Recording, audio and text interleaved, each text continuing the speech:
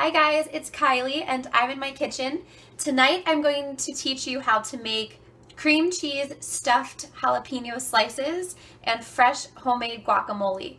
I'm making this tonight because I'm hosting my own wine tasting event, and wine tastes better when paired with food. So let me show you how to make these dishes.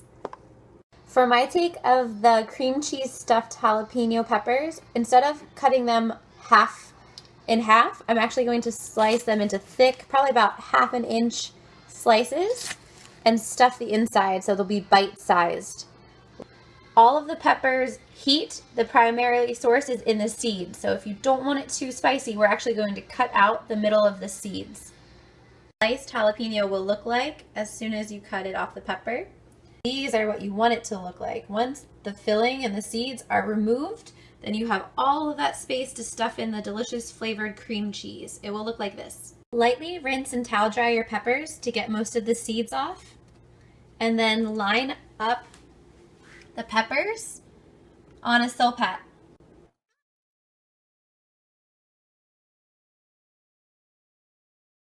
Take 1 8-ounce package of cream cheese brought to room temperature and add 1 teaspoon of garlic. Also add 1 teaspoon of Worcestershire sauce. Add fresh ground pepper and a sprinkle of salt. Once you've whipped together your cream cheese and ingredients, you can scoop it into a Ziploc bag. Here is the cream cheese mixture in a Ziploc bag. I'm going to cut the end and use it as a piping bag to fill in the pepper slices. And I fill in each pepper slice completely, almost like an overstuffed pepper.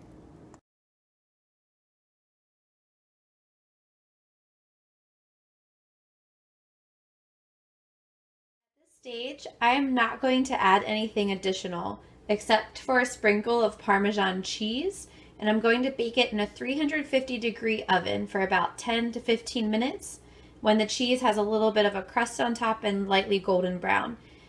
You can add a slice of bacon or bacon bits, or you could even wrap this slice in bacon and bake it that way. But I do have friends that don't like pork or that don't like bacon, so I'm going to skip out. Lightly golden brown and delicious means that they're done, so you can cool, plate, and serve.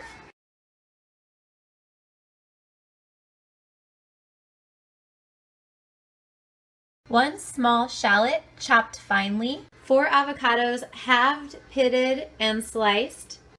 When you have your half of your avocado pitted and sliced both ways on a crisscross, you can scoop a spoon right through the bottom of the skin and it will easily peel out your avocado. Place all of your avocado into a bowl with the shallots. Finally, chop some fresh cilantro. When chopping your herbs, it's easiest to kind of roll them all into one little roll, and then you can pull the ends in so that you have it all together firmly, and then you'll begin to chop them or slice them, which is called a chiffonade. You can do this with just about any fresh type of herb, and then it's nicely sliced. Add this to your bowl of avocado and mixture. For a little bit of heat, you can add just the end of a jalapeno, so maybe 1/3 of a jalapeno. You can slice it and then dice it and sprinkle it into your mixture. The finer you chop it, the less spicy it will be and the more it will distribute across the guacamole. If you want big chunks, it will definitely be a little more spicy for each bite. And you can always add more of the jalapeno itself if you'd like a spicier dish. I like the spicier guacamole on tacos and actually when it's topped on dishes. But tonight it's actually going to be a pairing to one of my wines in my wine tasting. So I don't want to overly spice up the guacamole. I want it to be simple and light on the palate. So always think of your guests when you're hosting an event. You don't want to scare your guests away with too much heat. Add a teaspoon of garlic. Add a half of a fresh squeezed lime or a tablespoon of lime juice. Add fresh ground pepper and sea salt.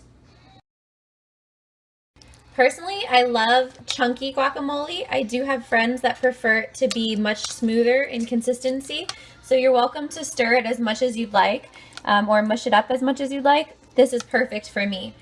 Transfer the guac into a serving dish, cover with plastic, and refrigerate so that all the flavors will marinate together, and then serve.